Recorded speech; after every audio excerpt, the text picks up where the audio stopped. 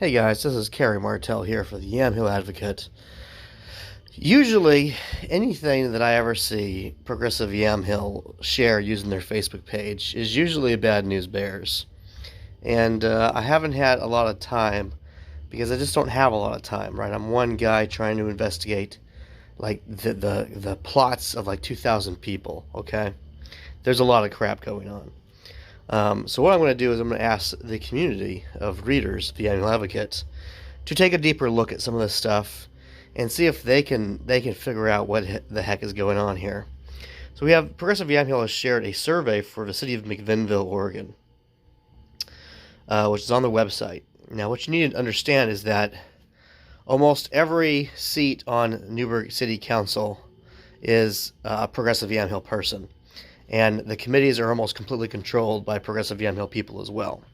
So a similar predicament as what had been the case in Newburgh until very recently. Unfortunately, conservatives in McMinnville really couldn't get their act together and allowed 3 Progressive Yamhill people to basically run unopposed for seats. So they remained in control of McMinnville and are, doing similar types of shenanigans there as they are in Newburgh. I know about a lot of it. I haven't had the opportunity to sit down and properly write articles about all of it because, again, I'm one guy. But here's one thing that it just doesn't seem on the up and up. So they say this is a survey to gather a community's vision for a more equitable and inclusive park and recreation system that best serves McMinnville for years to come. And what do they mean by equitable and inclusive park and recreation system? So firstly, they're claiming that the existing parks are somehow discriminatory and racist, which I think is probably outlandish. It's not like they have monuments, to Confederate soldiers or something in McMinnville parks, okay? So it's not like they have colored drinking fountains or something, or you can't go here if you don't have, This is just kind of ridiculousness.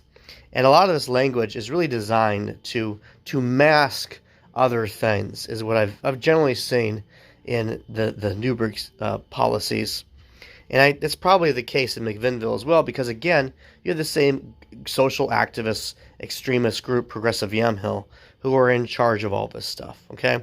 They're not doing anything terribly different in McMinnville than they've been doing in Newburgh.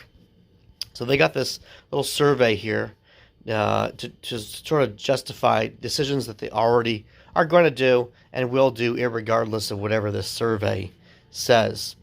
I've recently published a book I mentioned on the Facebook page of the Annual Advocate, a book about how companies lie with statistics.